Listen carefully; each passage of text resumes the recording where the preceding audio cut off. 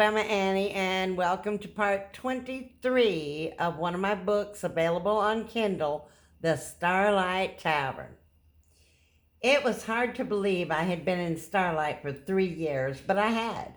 Time had flown by faster than I could ever have imagined, and in August I turned 10 years old.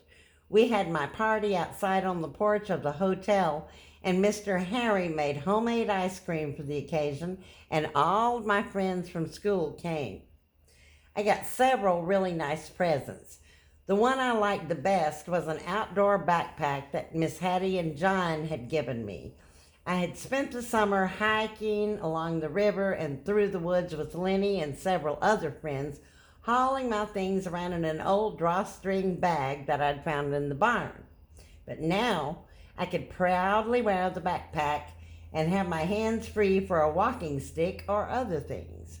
And Lenny gave me a compass and showed me how to use it. He said I could never get lost again. Just after my birthday, the school year began, and I had to write a report on the President of the United States as my first assignment. His name was Herbert Hoover, and nobody I mentioned him to seemed to like him very much. Both Mr. Harvey and Uncle John told me he was ruining our country, a country that they and other men, including my Uncle Robert and my pa and Will Post, had fought to defend.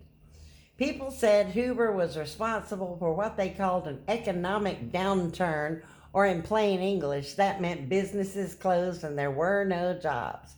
People lost their money and their homes, and everybody went broke, except for the very rich.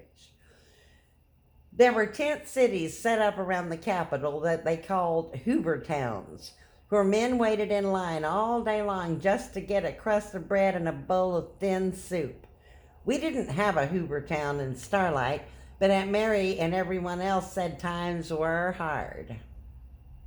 There didn't seem to be enough money to get everything we needed those days, and for the first time in the 3 years I had lived at the tavern, there weren't as many guests that came to stay overnight, and Lenny and I got just a few new clothes for school and shoes that year. I read my report in front of the class, and Mr. Timmons gave me an A for my work. He said I had captured the sentiment of the times, whatever that meant. But all I knew was that there wasn't as much of everything as there had been, except for not having many new school clothes, though Lenny and I really didn't notice very much. We were the best of friends and in our own world that summer. We ate our meals together, we walked to school together when the weather allowed, we raced each other home in the afternoons and snuck off to the river whenever we could.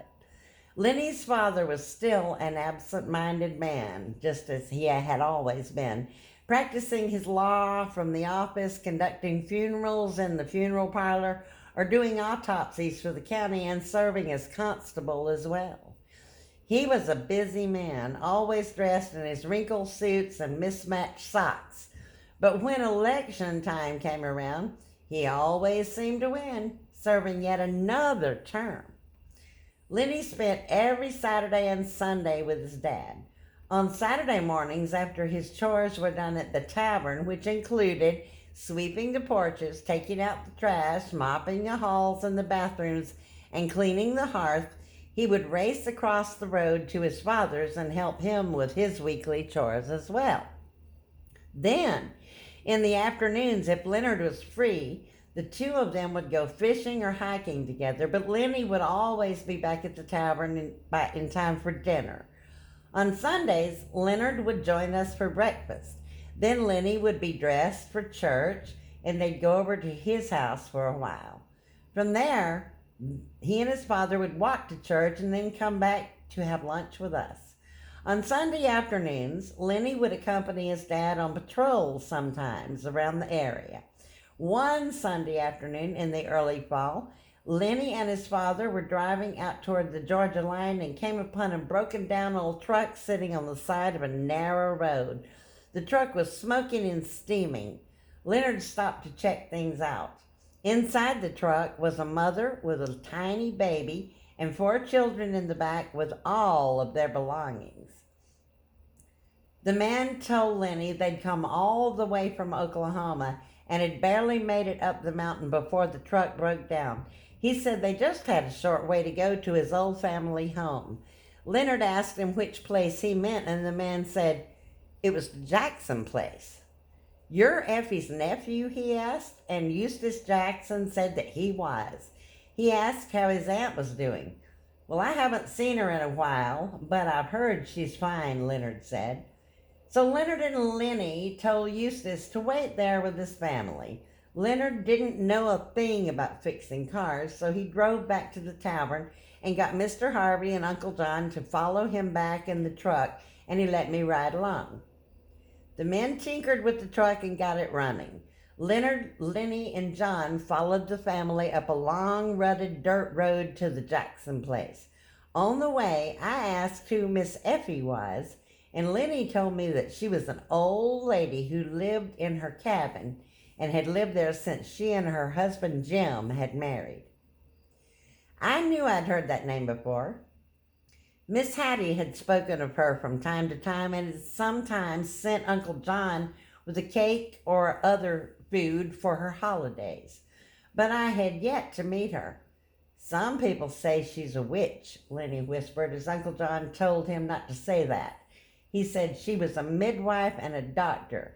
"We'll go and see her while we're there," he told us.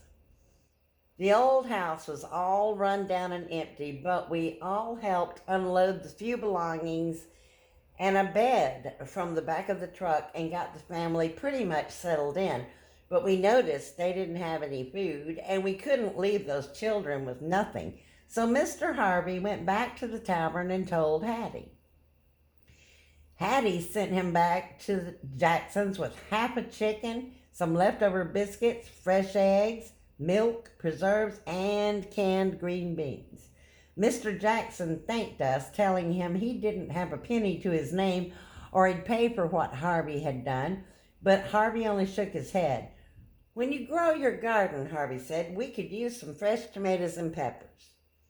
Then all of us took off up a well-used trail behind that old run-down house in the woods, following Mr. Jackson to the top of the ridge where I could see a cabin in the distance. As Eustace Jackson called out hello, an old woman came out the door. She was very small and bent, with a shawl over her very thin shoulders, and she wore a long, dark, old-fashioned dress. But she moved like a youngster. She bounded down the steps with her arms open. "Why, Buddy!" she exclaimed, embracing him as his wife and baby and all the children gathered around. When she had hugged and kissed them all, she turned to us, smiling. "You brought my family back to me," she exclaimed with a toothless grin. Then she spied me and called me over to her.